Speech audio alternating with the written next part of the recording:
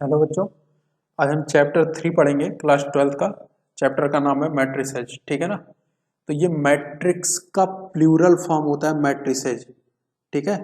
तो singular form मतलब एक रहेगा तो ये मैट्रिक्स हम लिखेंगे, नहीं तो मैट्रिसेज हम लिखते हैं। ठीक है। अब इसके बाद देखिए क्या है कि होता क्या है मैट्रिक्स।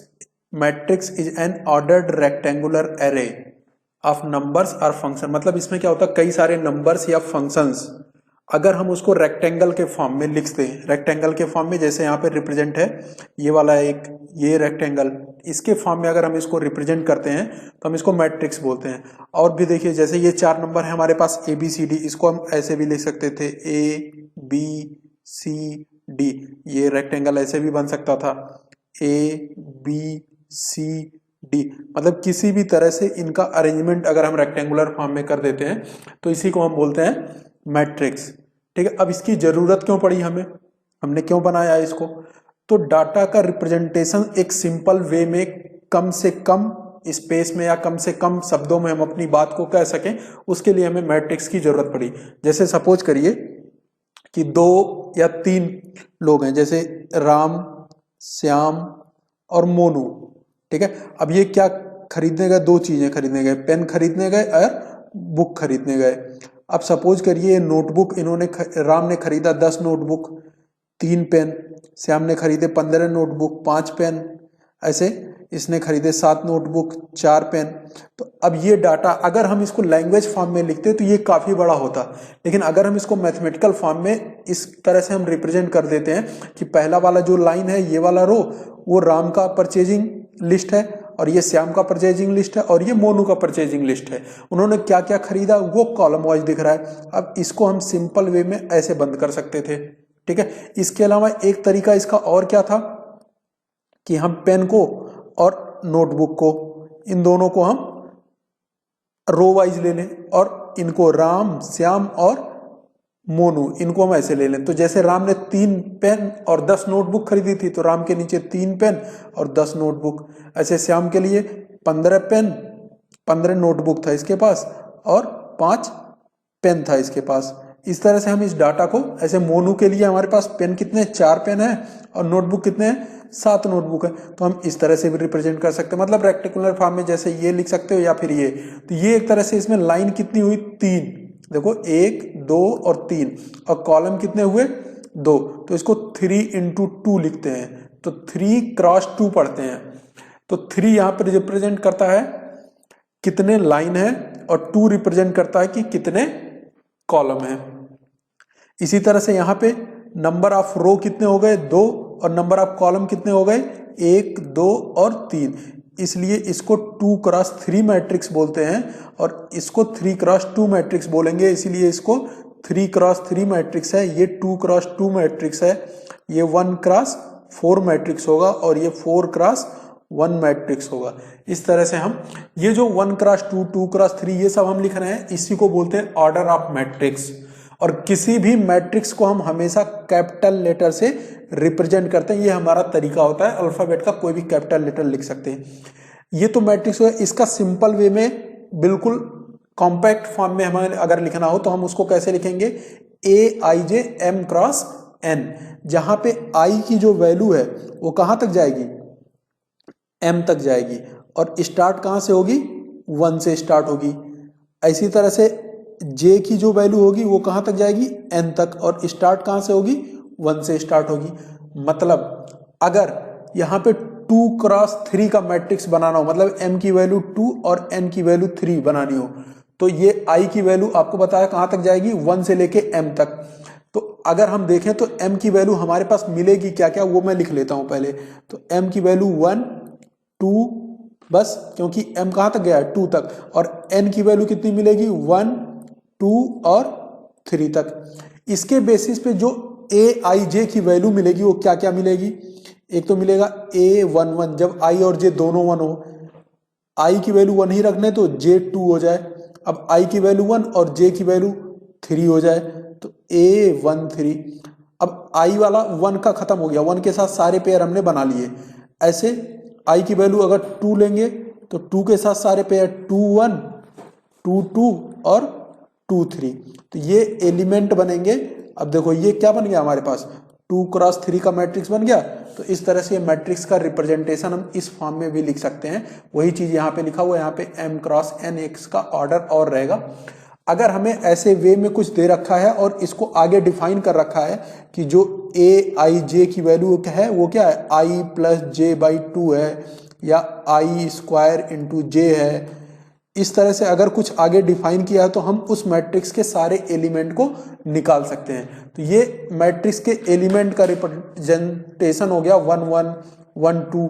तो ऐसे A12 क्या रिप्रेजेंट कर रहा है कि ये फर्स्ट रो और सेकंड कॉलम का एलिमेंट, तो फर्स्ट रो और सेकंड कॉलम का एलिमेंट है, तो ये A12 हुआ। तो ये हो गई बात मैट्रिक्स की। थोड़ी सी और आगे बढ़ते हैं, इनको एक बार और रिवाइज करते हैं। तो मैं बताया एलिमेंट क्या होंगे, जो नंबर्स या फंक्शन हम उसमें डालते हैं मैट्रिक्स के अंदर, हम लिखेंगे जिस डाटा को रिप्रेजेंट करना चाहते हैं वही हमारा क्या होगा, एलिमेंट ऑफ द मैट्रिक्स, या फिर उसको एंट्री बोलते हैं। जैसे ऊपर वाले मैट्रिक्स में A B C D ये सब हमारे उसके क्या थे, एलिमेंट थे पहले वाले मैट्रिक्स के, ठीक है। उसको रिप्रेजेंट करने के लिए अभी आपको बताया AIJ, जैसे A11 A12, इसका मतलब अगर AIJ लिखा हुआ है तो I रिप्रेजेंट करता है रो को और J रिप्रेजेंट करता है कॉलम को, ठीक है।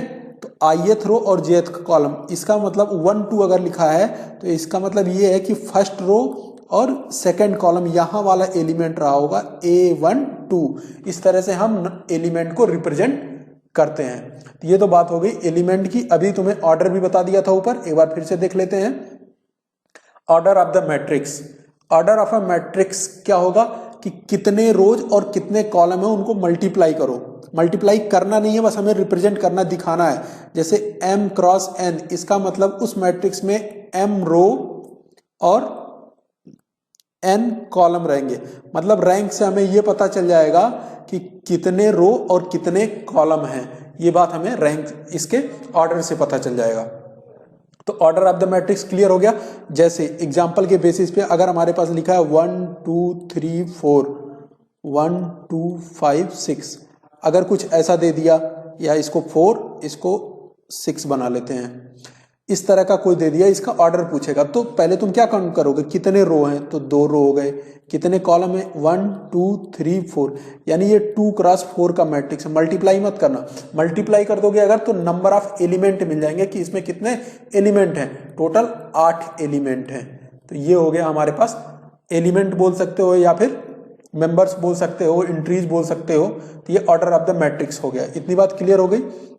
अब बात आती है कितने तरह का मैट्रिक्स बन सकता है, मतलब हम डाटा को जितनी तरह से रिप्रेजेंट कर सकें रेक्टेंगुलर फॉर्म में उतने तरह का मैट्रिक्स होगा।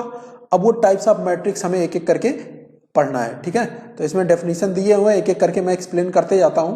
पहला टाइप का क्या मैट्रिक्स है, रो मैट्रिक्स, मतलब ये एक लाइन की तरह दिखेगा। रो मैट्रिक्स का क्या मतलब है, इसमें जो नंबर ऑफ रो होगा वो कितना होगा, 1 होगा, और जो नंबर ऑफ कॉलम होगा, रो का मतलब m की वैल्यू हो गई और n कॉलम होगा, ये कितना भी हो सकता है, ठीक है ना। तो यानी ये हमेशा 1×n का फॉर्मेट मिलेगा। इतनी बात क्लियर हो गई। मींस ये i की वैल्यू सिर्फ 1 1 ही रहेगा, इसके अलावा दूसरी वैल्यू इसमें नहीं मिल सकती। और j कहां तक जाएगा, n तक जाएगा। तो ये हमारे पास क्या होगा, रो मैट्रिक्स, मतलब n की वैल्यू 3 4 5 जितना भी लोगे वहां तक हो जाएगा। तो इसके जो एलिमेंट आएंगे हमेशा क्या आएंगे, A11 A12 A13 A14, ये ऐसे चलता जाएगा जहां तक n की वैल्यू जाएगी। तो जैसे यहाँ पे A11 A12 और A13 है, तो ये हमारे पास रो मैट्रिक्स सीधा सीधा इसका ये मतलब है कि लाइन की तरह दिखेगा, एक ही लाइन होगा, नंबर ऑफ कॉलम कितने भी हो सकते हैं। तो ये 1×n के फॉर्म में मिलेगा। ये हो गया हमारे पास रो मैट्रिक्स। अब नेक्स्ट है हमारे पास कॉलम मैट्रिक्स। तो इसमें क्या होगा, अब कॉलम एक होगा, नंबर ऑफ रो एक से ज्यादा होंगे, ठीक है। तो ये इसका क्या फॉर्मेट मिलेगा, m×1 मिलेगा, ठीक है। i की वैल्यू बढ़ती जाएगी कहां तक, m तक। तो i will be less than और इक्वल टू 1, कहां से, 1 से इंक्रीज होकर के m तक जाएगा। और जो j मिलेगा वो सिर्फ और सिर्फ 1 मिलेगा, इसके अलावा और कुछ नहीं मिलेगा। जैसे तुम देख सकते हो ये पहला वाला एलिमेंट हम इसको क्या लिखेंगे, A11, दूसरे वाले को 21 31। देखो j की वैल्यू फिक्स है, हमेशा 1 है, और आई की जो वैल्यू है 1 से लेकर के m तक, यानी जितने क्रॉस तक ये मैट्रिक्स का ऑर्डर जैसा दिया रहेगा वहां तक ये इंक्रीज करेगा। तो ये कॉलम मैट्रिक्स हो गया, सिंपल डेफिनेशन है, बिल्कुल लर्न कर सकते हो, पढ़ सकते हो, समझ सकते हो। A matrix having only one column and any number of row, तो उसको हम बोलेंगे कॉलम मैट्रिक्स।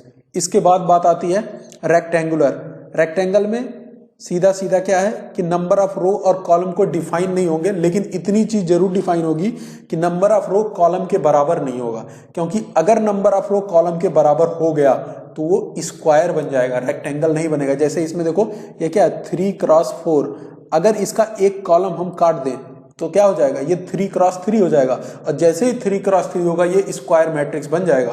तो हमारे पास रेक्टेंगुलर के लिए डेफिनेशन क्या होगा कि जो नंबर ऑफ रो हैं अगर कॉलम के इक्वल नहीं है तो हम उसको स्क्वायर मैट्रिक्स बोल सकते हैं। ठीक है, a matrix of order m cross n such that m is not equal to n, तो हम उसको बोलेंगे रेक्टेंगुलर मैट्रिक्स। कितने भी लिख सकते हो एग्जांपल के बेसिस पे, बस m और n जो नंबर ऑफ रो और कॉलम है उसको इक्वल मत रखना। इसके बाद देखो हॉरिजॉन्टल मैट्रिक्स क्या है, यह भी एक तरह से रेक्टेंगुलर मैट्रिक्स ही है। हॉरिजॉन्टल मैट्रिक्स में क्या होगी, जो नंबर ऑफ रो है वो हमेशा कम होगा, किससे, नंबर ऑफ कॉलम से। क्या कंडीशन मिला कि जो m की वैल्यू है वो n से कम मिलेगी। जैसे यहाँ पे रो m की वैल्यू कितनी है 2 है और n की वैल्यू कितनी है 1 2 3 4 5 और 6, तो हर बार नंबर ऑफ रो कॉलम से कम होगा। जब कभी नंबर ऑफ रो कॉलम से कम होगा तो हम उसको हॉरिजॉन्टल मैट्रिक्स देखेंगे, वो हॉरिजॉन्टल की तरफ दिखेगा। A matrix which in which the number of row is less than number of column is known as horizontal matrix. ये समझ में आ गया होगा, तो मैं एग्जांपल भी समझ में आ गया होगा। रिप्रेजेंट करने के लिए वैसे तो मैं बताया था कैपिटल लेटर से ABCD जो भी लिखना है लिख सकते हो। अब देखो वर्टिकल सेम यही चीज, उसी का उल्टा उसको घुमा दो। अब इस बार क्या होगा, जो m की वैल्यू होगी वो ग्रेटर होगी n से। m की वैल्यू का क्या मतलब, जो नंबर ऑफ रो होगा वो ग्रेटर देन किससे होगा, नंबर ऑफ कॉलम से, ये बड़ा होगा हमेशा। तो जैसे यहाँ पे रो की वैल्यू 1 2 और 3, ये रो की वैल्यू 3 है और कॉलम 1 और 2, n की वैल्यू क्या है 2, तो m is greater than n। Simple इसी तरह से हम इसको डिफाइन करेंगे। A matrix in which the number of row is greater than the number of column is called vertical matrix। इतनी बात क्लियर। नेक्स्ट टाइप का मैट्रिक्स हमारे पास नल मैट्रिक्स या जीरो मैट्रिक्स। ये एक ऐसा मैट्रिक्स होता है जिसका हर एक एलिमेंट जीरो होगा, कोई भी एलिमेंट हो, A11 हो, A12 हो, कितने भी ऑर्डर का हो, A13 हो, जितने भी रहेंगे सारे के सारे एलिमेंट क्या होंगे जीरो। इसीलिए यहाँ पे क्या लिखा है Aij इक्वल टू जीरो। ये जो साइन देख रहे हो उल्टा टाइप का A बना हुआ है, इसको पढ़ते हैं फॉर ऑल। क्या, फॉर ऑल मतलब हर एक I और J के लिए, हर बार ये Aij क्या होगा, मतलब I और J की वैल्यू कुछ भी हो, 1 से लेकर के m तक I की वैल्यू, 1 से लेकर के n तक J की वैल्यू, हर बार Aij वो जीरो ही मिलेगा। तो इसी तरह से हम इसको जीरो मैट्रिक्स ऐसे कैपिटल O से दिखाते हैं। तो ये जीरो मैट्रिक्स या नल मैट्रिक्स या इम्पटी नहीं, इम्पटी तो नहीं कह सकते, नल मैट्रिक्स बोलो या जीरो मैट्रिक्स बोलेंगे। इतनी बात क्लियर हो गई। इसके बाद देखो स्क्वायर मैट्रिक्स। स्क्वायर मैट्रिक्स में अभी तुम्हें बताया था ऊपर जब मैं रेक्टेंगुलर मैट्रिक्स बता रहा था कि जब कभी रो और कॉलम सेम हो जाए, जैसे यहाँ पे नंबर ऑफ रो हमारे पास कितने हैं 3 और नंबर ऑफ कॉलम भी कितने हैं 3, तो हम इस तरह के मैट्रिक्स को बोलते हैं square matrix. When the number of row is equal to number of column, the matrix is said to be square matrix। या डेफिनेशन जैसे इसमें दिया हुआ है, a matrix of order m cross n such that m equal to n is called square matrix। इतनी बात clear हो गई। ये 3x3 का स्क्वायर मैट्रिक्स है, 2x2 का भी स्क्वायर मैट्रिक्स हो सकता है, 1 2 2 5 इस तरह का। ठीक है, इसके बाद देखो डायगोनल मैट्रिक्स आता है। तो डायगोनल मैट्रिक्स भी एक स्क्वायर मैट्रिक्स का स्पेशल केस है। अगर उसी स्क्वायर मैट्रिक्स में सिर्फ डायगोनल वाले एलिमेंट मतलब ये क्या हो गया, पहला वाला एलिमेंट A11 और ये वाला एलिमेंट को हम क्या लिखेंगे, दूसरे रो और दूसरे कॉलम में आ रहा है 2 2 और इस एलिमेंट को क्या लिखेंगे A33। यानी जो डायगोनल वाले एलिमेंट हैं उनको छोड़ करके बाकी सब जीरो हो जाए तो हम उसको बोलते हैं डायगोनल मैट्रिक्स।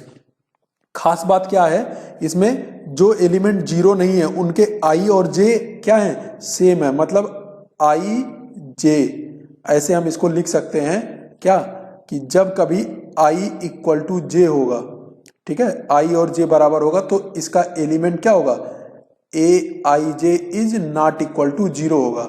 और ए आई जे इसके अलावा कब होगा, जीरो, जब आई और जे इक्वल नहीं होंगे। मतलब जैसे यहाँ पे आई और जे इक्वल नहीं है, पहला रो और दूसरा कॉलम है, तो इसलिए वो जीरो हो जाएगा, और जब ये इक्वल हो जाएंगे तब वो जीरो नहीं होगा। इस तरह से हम इसको डिफाइन कर सकते हैं। इतनी बात क्लियर हो गई। एक बार डेफिनेशन फिर से पढ़ लो। एक ऐसा square matrix is called the diagonal matrix, इसको डायगोनल मैट्रिक्स बोलेंगे if all the element except those, कौन से, इन द लीडिंग डायगोनल, ये इसको बोलते हैं लीडिंग डायगोनल, आर जीरो। मतलब लीडिंग डायगोनल के अलावा बाकी सारे एलिमेंट अगर जीरो हो जाते हैं तो हम उसको बोलेंगे डायगोनल मैट्रिक्स। यही चीज मैं तुम्हें बता रहा था। ए आई जे जीरो होगा कब, जब आई और जे इक्वल नहीं होंगे, ठीक है। तो ये ए I J equal to zero हो जाएगा जब आई और जे इक्वल नहीं होंगे, ये वाला एलिमेंट। और जब इसके अलावा अगर और कोई कंडीशन होगा तो वो जीरो हो जाएगा, ठीक है। अब डायगोनल मैट्रिक्स के बाद स्केलर मैट्रिक्स, ये एक तरह से डायगोनल मैट्रिक्स का स्पेशल केस है। अब क्या होगा कि ये जो नंबर डायगोनल वाले हमारे बच जाते थे, तो ये कुछ भी हम लिखते थे उसमें, डायगोनल वाले में 1 2 3 कुछ भी लिखते थे, तो यहां पर क्या है, तीनों ही सेम रहेंगे। मतलब A11 A22 और A33 ये तीनों अगर सेम हो जाएं और इसके अलावा बाकी सारे एलिमेंट जीरो हो जाएं तो हम उसको बोलते हैं स्केलर मैट्रिक्स। तो इसको कैसे डिफाइन करोगे, ए आई जे इक्वल टू क्या, एक फिक्स नंबर ले लेते हैं और A I J equal to zero. ऐसा तब होगा जब I is not equal to zero, तो बाकी सारे एलिमेंट जीरो हो गए, ठीक है। ये A11 A22 ये सब हमारे क्या है, आई इक्वल टू जे वाले हैं। तो अगर आई इक्वल टू जे होगा तो ये के आ जाएगा आंसर, अगर ऐसा नहीं होगा तो वो जीरो आ जाएगा। तो ये स्केलर मैट्रिक्स हो गया। इसके फॉर्म में तुम इसको डिफाइन कर सकते हो। अब इसके बाद देखो, स्केलर मैट्रिक्स के बाद आइडेंटिटी मैट्रिक्स। आइडेंटिटी क्या होता है, स्केलर मैट्रिक्स का एक स्पेशल केस हो गया। अभी तक वो जो नंबर के था, मतलब 2 2 4 4 8 8 हम ऐसा कुछ भी लिख सकते थे। अब क्या है कि वो फिक्स हो गया कि जो डायगोनल वाले एलिमेंट होंगे, A11 हुआ, A22 हुआ, जहां कहीं भी आई और जे की वैल्यू सेम होगी वो एलिमेंट 1 होना चाहिए। इसके एक्सेप्ट जितने एलिमेंट हैं सब के सब जीरो होना चाहिए। मतलब ए आई जे कैसे डिफाइन होगा, ए आई जे की वैल्यू क्या होगी, 1 हो जाएगी या फिर जीरो हो जाएगी। 1 कब होगा, जब आई इक्वल टू जे होगा, और जीरो कब होगा, जब I is not equal to जे होगा। अब तुम्हें ये डेफिनेशन लिखने का तरीका समझ में आ गया होगा। किसी भी एलिमेंट को ए आई जे से रिप्रेजेंट करके ये दो कंडीशन हमें मिलेंगे तो वो आइडेंटिटी मैट्रिक्स होगा। जैसे यहाँ पे ये 3 क्रॉस 3 का आइडेंटिटी मैट्रिक्स है, तो हम इसको आई कैपिटल में 3 से डिनोट करते हैं। ऐसे 2 क्रॉस 2 का मैट्रिक्स होगा तो 1 0 0 1, देखो डायगोनल वाले एलिमेंट 1 हो गया, तो ये I2 से दिखाएंगे। अगर 4 होंगे तो I4 से दिखाएंगे। मतलब जितना ऑर्डर होगा, ये दोनों सेम ही होते हैं स्क्वायर मैट्रिक्स में, उतना यहाँ पर सफिक्स लगा देंगे I3 I2, ये इसके आइडेंटिटी मैट्रिक्स हो गया। इतनी बात क्लियर। नेक्स्ट आ जाओ, upper triangular matrix. Upper triangular मतलब ऊपर वाला ट्रायंगल बनेगा। जैसे ये डायगोनल है, डायगोनल के बाद ये ऊपर बचेगा, बाकी नीचे क्या होगा, बाकी सारे एलिमेंट जीरो हो जाएंगे ऊपर वाले ट्रायंगल को छोड़ करके। तो इसको डिफाइन कैसे करोगे, अगर तुम ये देखो जो जीरो वाले एलिमेंट है ये और ये, तो ये कौन सा एलिमेंट है, 2 1, और ए 3 1, और ये कौन सा था 3 2। इसमें कंडीशन देखो, जो आई वाली जो वैल्यू है हर बार जे से बड़ी है। मतलब जब कभी आई बड़ा होगा किससे, जे से, तब ये एलिमेंट क्या हो जाएंगे, जीरो हो जाएंगे। ये बात समझ में आ रही है। इसके अलावा ये जीरो नहीं होंगे, कब, इसके अलावा जितने भी केस होंगे, ठीक है। तो यही चीज यहां पे डिफाइन किया है, A I J equal to zero for all, हर एक नंबर के लिए। कब, जब आई और जे से, आई जो है जे से बड़ा हो जाए, तब हम उसको बोलते हैं अपर ट्रायंगुलर मैट्रिक्स।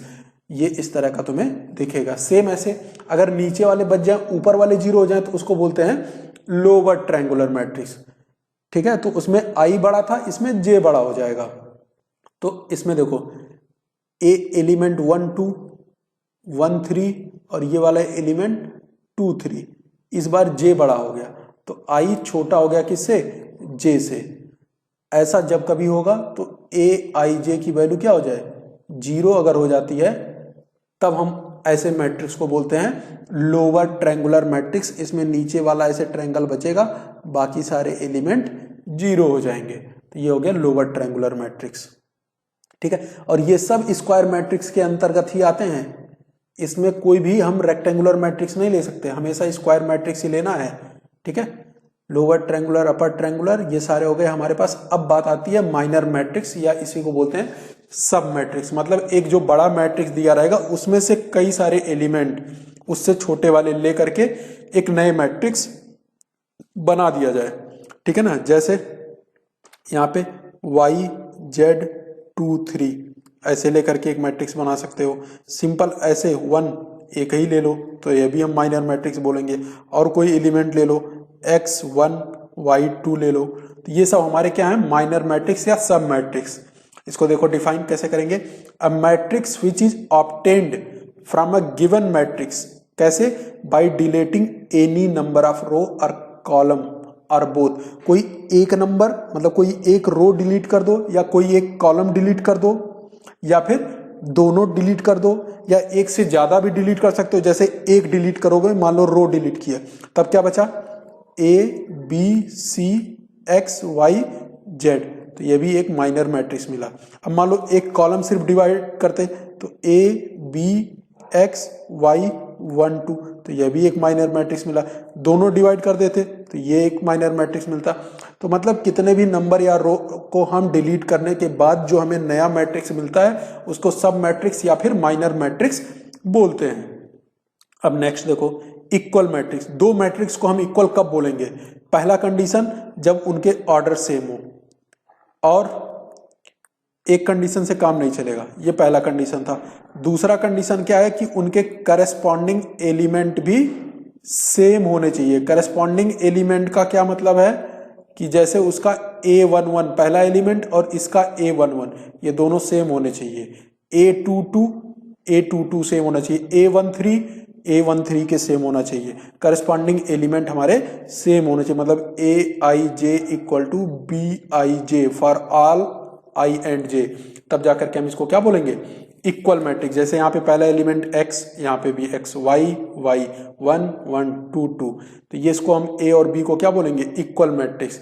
इससे हमें क्या मिलेगा कि कभी अगर दिया हो कि दो मैट्रिक्स a और b बराबर हैं, इसका मतलब इसका पहला एलिमेंट और इसका पहला एलिमेंट बराबर है, इसका दूसरा एलिमेंट इसका दूसरा एलिमेंट बराबर है, तो हम इक्वल एलिमेंट को रख सकते हैं और वहां से हम कुछ मिसिंग वैल्यूज होंगी वो निकाल सकते हैं। इस पे बेस्ड अभी क्वेश्चन आएगा, हम उसको करेंगे। ठीक है, एक बार डेफिनेशन फिर से पढ़ लेते हैं। Two matrices A and B are said to be equal, दो मैट्रिक्स को हम इक्वल बोल सकते हैं कब, if both having same order, order same होना चाहिए, एंड करस्पॉन्डिंग एलिमेंट भी सेम होना चाहिए, तो हम उसको इक्वल मैट्रिक्स बोल सकते हैं। इसके बाद बात आती है प्रिंसिपल डायगोनल। तो जैसे ये मैट्रिक्स है, इसमें डायगोनल और इसमें ये डायगोनल, दो डायगोनल, लेकिन प्रिंसिपल वाला कौन सा होगा, जो ये वाला डायगोनल होगा हम इसको प्रिंसिपल डायगोनल बोलते हैं। इसको डिफाइन कैसे करोगे, किसी भी स्क्वायर मैट्रिक्स में देखो यहां in a square matrix the diagonal from first element, कौन सा first element, of the first row, पहला रो ये था, पहले रो का पहला एलिमेंट और लास्ट वाले रो का लास्ट एलिमेंट, इनको मिलाने से जो डायगोनल बनेगा, इस पे जितने भी एलिमेंट आएंगे इसको हम बोलते हैं principal diagonal of the matrix. तो यहाँ पे क्या है, a y और 3 ये इसके प्रिंसिपल डायगोनल है, तो ये हो जाएगा। नेक्स्ट इसके बाद बात आती है सिंगुलर मैट्रिक्स की। सिंगुलर मैट्रिक्स क्या होती है, एक ऐसा मैट्रिक्स जिसका डिटर्मिनेंट 0 हो। डिटर्मिनेंट अभी तुम्हें ज्यादा कुछ समझ में नहीं आएगा, ये नेक्स्ट चैप्टर में हम पढ़ेंगे कि डिटर्मिनेंट क्या होता है और हम कैसे निकालते हैं। मतलब अगर किसी मैट्रिक्स का हम डिटर्मिनेंट निकालते हैं और वो 0 आ जाता है तो डिटर्मिनेंट का रिप्रेजेंटेशन ऐसे या फिर DET ऑफ A ऐसे भी लिखते हैं। अगर ये 0 आता है तो हम उसको बोलते हैं सिंगुलर मैट्रिक्स, और अगर ये 0 नहीं आता है तो हम उसको बोलते हैं नॉन सिंगुलर मैट्रिक्स। इतना इसका डेफिनेशन है। तो ये भी स्क्वायर होना जरूरी है, स्क्वायर मैट्रिक्स की ही प्रॉपर्टीज है, ठीक है। A square matrix is said to be singular matrix कब? If the determinant of A, determinant of A कैसे डिनोट किया जाता है? DETA या फिर मॉड ए। अगर ये 0 आ जाता है तो हम उसको बोलेंगे सिंगुलर मैट्रिक्स। तो ये तुम्हारा सारी चीजें लगभग कवर हो गई जो फर्स्ट एक्सरसाइज में अभी हमें जरूरत है। तो कुछ क्वेश्चन करते हैं, उसके बाद तुम फर्स्ट एक्सरसाइज और उसके पहले वाले एग्जाम्पल करने के लिए एबल हो, तुम कर सकते हो। पहले हम इसमें कुछ क्वेश्चन कर लेते हैं, थोड़ा सा जो हमने पढ़ा उस पे बेस्ड है, ठीक है। जैसे ये पहला एक क्वेश्चन तुम्हें स्क्रीन पे दिख रहा होगा, क्या क्या पूछ रहा है इसमें? पूछ रहा है तुम्हें ऑर्डर ऑफ द मैट्रिक्स। अब इसका ऑर्डर बताना तुम्हें, तो ऑर्डर तुम्हें बताया था, क्या बताता है? नंबर ऑफ रो और नंबर ऑफ कॉलम। तो कितने रो हैं यहाँ पे? 1 2 और 3, और कॉलम कितने हो गए? 1 2 3 और 4, यानी ये 3 क्रॉस 4 इसका ऑर्डर होगा, ठीक है। अब क्या पूछ रहा है? Number of element. तो बताया था जब ये दोनों मल्टीप्लाई कर देते हैं तो हमें नंबर ऑफ एलिमेंट मिल जाता है, 12 एलिमेंट है, काउंट भी कर सकते हो। नेक्स्ट, और क्या पूछ रहा है? Right the element A13। 13 का क्या मतलब? पहला रो और तीसरे कॉलम का एलिमेंट। तो पहला रो और तीसरा कॉलम, 1 2 तीसरा कॉलम, ये मिला हमें 19। तो इसकी वैल्यू कितनी हो गई? 19। A21 दूसरा रो और पहला कॉलम, दूसरा रो और पहला कॉलम 35, तो इसकी वैल्यू हो गई 35। नेक्स्ट A33 थर्ड रो और थर्ड कॉलम माइनस का 5। A24 सेकेंड रो और फोर्थ कॉलम, ये वैल्यू हो गई 12। A23 सेकेंड रो और थर्ड कॉलम 5/2। तो इस तरह से हम वैल्यू जो भी एलिमेंट पूछेगा उसको बता सकते हैं। सही से इसको प्रॉपर तरीके से लिख लेना, ठीक है। नेक्स्ट क्वेश्चन नंबर 2, अगर कोई मैट्रिक्स है जिसमें 18 एलिमेंट हैं तो कितने ऑर्डर उसके पॉसिबल होंगे? ऑर्डर पॉसिबल होने का मतलब जो उसके 18 एलिमेंट, हम उसको कितने तरीके से लिख सकते हैं? तो हम क्या करें, 1 2 3 4 ऐसे करके पूरा 18 तक लिख सकते हैं। तो ये एलिमेंट हमें क्या मिलेगा? इसका ऑर्डर 1 क्रॉस 18 मिलेगा। इसका उल्टा ऐसे कॉलम वाइज भी हम लिख सकते थे, अभी उसको देखेंगे। और या फिर हम 2 लाइन बना सकते हैं, 1 2 3 9 तक जाएं, फिर 10 11 12, एलिमेंट कोई भी कहीं भी रख सकते हो, ये अरेंजमेंट में बता रहा हूं। तो ऐसे भी हो सकता था, तो 2 क्रॉस 9 भी कर सकते थे। इसी तरह से और क्या क्या मिलेगा? 3 क्रॉस 6 भी लिख सकते हो। 4 आएगा नहीं क्योंकि 4 से 18 कटता नहीं है, 5 भी नहीं कटेगा। अब हमारे पास क्या बचेगा? 6 इंटू 3 9 इंटू 2 और 18 इंटू 1। तो ये इसके पॉसिबल ऑर्डर्स होंगे। तो इतने पॉसिबल ऑर्डर होंगे अगर उस मैट्रिक्स में 18 एलिमेंट हैं तो। एक और क्वेश्चन पूछ रहा है, what if it has 5 element. अब क्या होगा? अगर 5 ही एलिमेंट हो तो हमारे पास एक ही तरीका है, क्या 1 क्रॉस 5 लिखें या फिर 5 क्रॉस 1 लिखें। मतलब इसको रो वाइज अरेंज कर दें या फिर कॉलम वाइज अरेंज कर दें।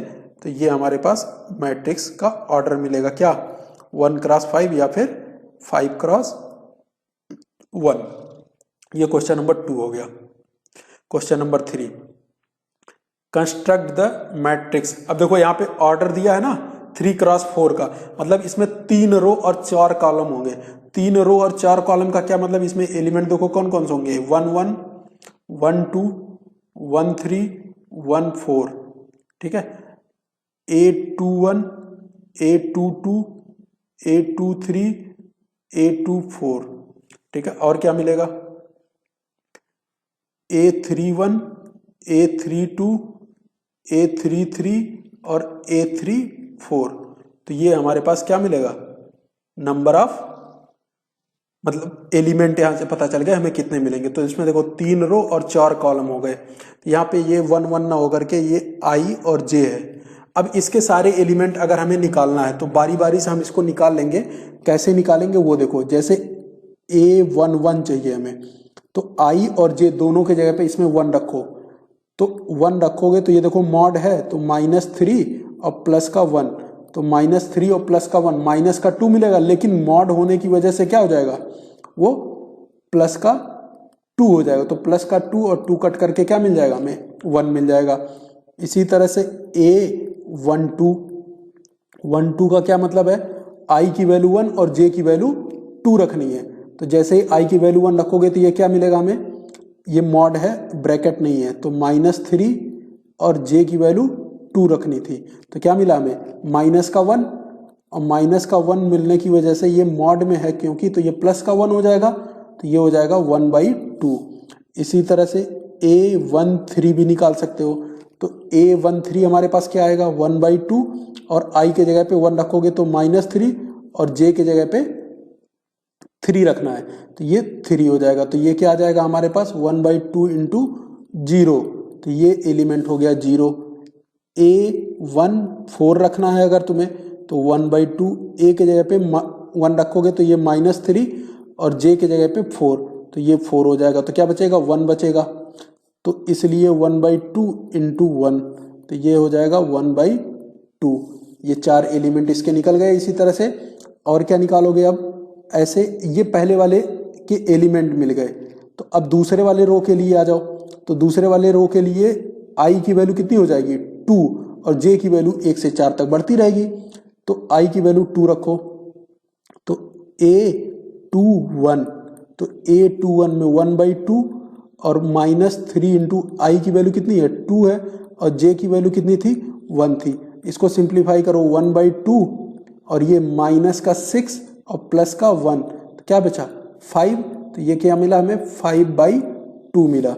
इसी तरह से A22, तो 1/2 और -3 इंटू 2 और +2 और आ जाएगा। अब क्या मिला, 1/2 और ये -6 और +2, तो -6 और +2 कितना बचा, -4, तो मॉड में है तो +4 डिवाइडेड बाई 2, तो ये मिल जाएगा हमारे पास 2। इसी तरह से A23 मिलेगा, तो A23 क्या मिलेगा, 1/2, तो -3 इंटू 2 और प्लस j की वैल्यू हमारे पास क्या मिल जाएगा, 3। तो ये जब 3 मिल जाएगा तो 1/2 और -6 और +3, तो ये क्या मिला हमें, +3, मॉड में है इसलिए, तो 3/2। इसी तरह से A24 ये क्या मिलेगा हमें, 1/2, ये तो चेंज हो नहीं रहा है, तो -6 + 4 क्या मिलेगा हमें, +2, 2/2 क्या मिला हमें, 1 मिलेगा। अब दूसरा वाला रो भी कंप्लीट हो गया। अब तीसरे वाले रो में चलते हैं। तो थर्ड रो हमारे पास क्या मिलेगा, 3 1, तो 3 1 में 1/2 -3 इंटू 3 और प्लस जे की वैल्यू कितनी, 1, तो क्या मिलेगा 1/2 और ये -9 और +1, तो -9 और +1 -8 मॉड होने के कारण +8, 8/2, तो ये क्या मिलेगा हमें 4। ऐसे A32, तो यहाँ वाला तो नंबर चेंज होगा नहीं, तो इसीलिए 1/2 -9 और +2, तो -9 और +2 क्या मिला हमें, 7, तो 7/2 मिला। A33 1/2 -9 और +3, तो ये बचेगा +6/2, तो ये मिलेगा 3। A3 और 4 ये क्या मिलेगा यहाँ से, 1/2 -9 और +4, तो -9 और +4 क्या मिलेगा हमें, 5/2। तो ये एलिमेंट हमें मिल गए। इस तरह से बिल्कुल आराम से करना, जल्दीबाजी करने की जरूरत नहीं है। तो ये 3 रो और 4 कॉलम वाला मैट्रिक्स हमें मिल गया। इसको हम रिप्रेजेंट कर देते हैं कैपिटल A से, रिक्वायर्ड मैट्रिक्स। तो पहले एक एक करके हम तीनों रो दिखा लेते हैं। तो पहला यही वाला दिखा लो। तो ये हमारे पास इसका लास्ट वाले रो का पहला वाला कॉलम हमें क्या मिला है, 4 7/2, तो 4 7/2 3 और 5/2। इस तरह से दूसरे वाले रो में आ जाओ। दूसरा वाला रो हमारे पास क्या है, यहाँ से 5/2 2 3/2, 5/2 2 3/2 और 1, ऊपर से देख देख के लिख लेना, कोई जल्दीबाजी नहीं है इसमें। फर्स्ट वाला रो देख लो और क्या मिला हमें, 1 0 1 1/2 0 और 1/2। फिर से देख लो एक बार, 1 1/2 1 1/2 0 और 1/2। तो ये हमें रिक्वायर्ड मैट्रिक्स मिल गया। कर लोगे? इस तरह के बहुत सारे क्वेश्चन हैं एक्सरसाइज में, एक इसीलिए सबसे बड़ा वाला जो था वो मैंने समझा दिया, अब आगे कर लेना, ठीक है। नेक्स्ट क्वेश्चन नंबर 4 देखो। क्वेश्चन नंबर 4 क्या है? Find the value of A B C D. तो मैं बताया था दो मैट्रिक्स इक्वल तभी होते हैं जब उनके ऑर्डर सेम हो और करस्पॉन्डिंग एलिमेंट सेम हो। तो ऑर्डर तो सेम है यहाँ पे, क्योंकि ये भी 2x2 है और ये भी 2x2 है, क्योंकि इसने दे रखा है दोनों मैट्रिक्स इक्वल, तो सेम होना ही था।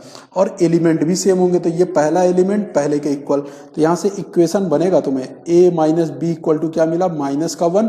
ये वाला देखो 2a minus B equal to 0 मिला। पहले इन दोनों को सॉल्व करके a और b निकाल लो। इसी तरह से जो एक इक्वेशन और मिल रहा है 2a plus C equal to 5 और 3c plus d equal to 13, ठीक है। तो ये c और a और d, ठीक है। पहले इन दोनों को सॉल्व करके a और b निकालते हैं, फिर देखेंगे। सब्ट्रैक्ट कर दो, माइनस प्लस और माइनस, तो ये माइनस का 1 मिला हमारे पास और ये प्लस और माइनस कट गया, तो a में से 2a गया तो माइनस का a मिला, यानी a की वैल्यू क्या मिल गई? 1 मिल गई। a की वैल्यू 1 किसी भी एक इक्वेशन में रख दो, ऊपर वाले में ही रख देते हैं। तो 1 माइनस बी इक्वल टू क्या? माइनस का 1, तो b को उधर भेज के 1 को इधर भेज दो, तो b उधर गया और 1 प्लस 1, तो b इक्वल टू हमारे पास क्या मिल गया? 2। तो ये b की वैल्यू क्या आ गई? 2। a मिल गया और b मिल गया, a इक्वल टू 1 और b इक्वल टू 2। अब इसमें रखो a की वैल्यू 1, तो 2 1 प्लस c इक्वल टू 5, तो यहाँ से c इक्वल टू 5 माइनस 2, तो c इक्वल टू क्या मिला? 3।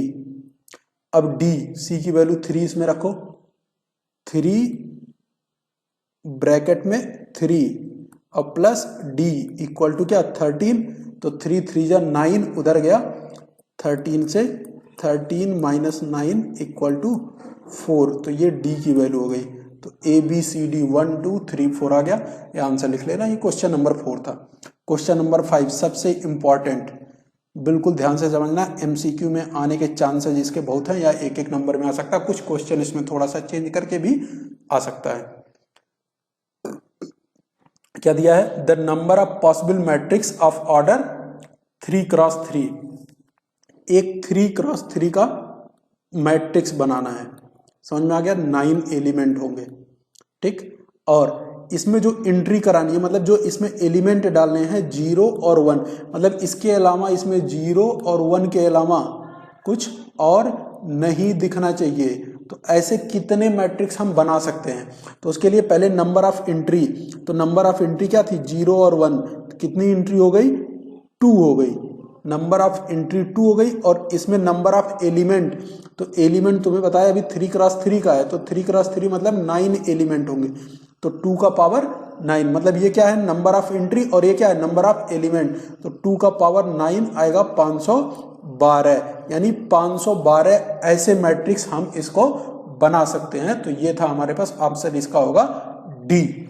इसी के साथ ये कंप्लीट होता है। अब नेक्स्ट एक्सरसाइज करेंगे इसके बाद। Thank you.